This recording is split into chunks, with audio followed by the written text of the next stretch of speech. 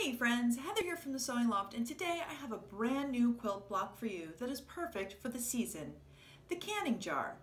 It's simple to make, is an easy patchwork construction, and the best part is that it's perfect for the upcoming season. The pattern is available to download in 2 finished sizes, and this video is going to show you exactly how to put it together. Be sure to subscribe so that you never miss out on a new block coming your way. With all of our pieces cut, it's time to do a little bit of prep work.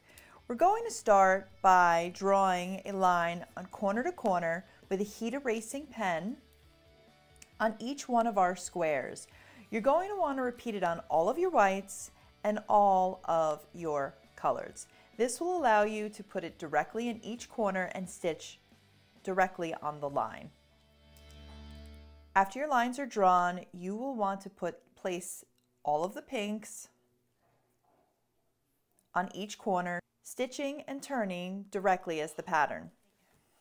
It's important to note when making this 6-inch finished block that you will need to trim away the extra seam allowance and press each of these corners before moving on to the next step.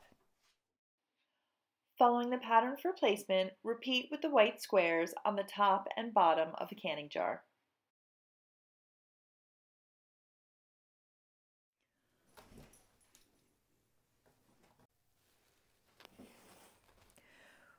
With our rows stitched and pressed, it's just a matter of simple assembly.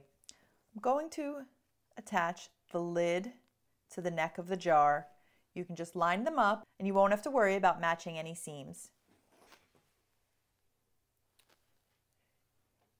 Give everything a good press and then attach it to the base of your jar.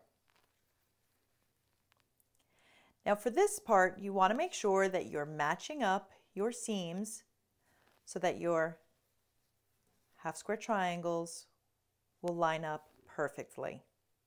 So take your time, pin if you need to, and go slow. Give everything a good press and trim to size as needed. So what do you say? Was that easy to make or what? Remember, you can download the full pattern instructions at thesewingloft.com and find even more easy to make patchwork blocks.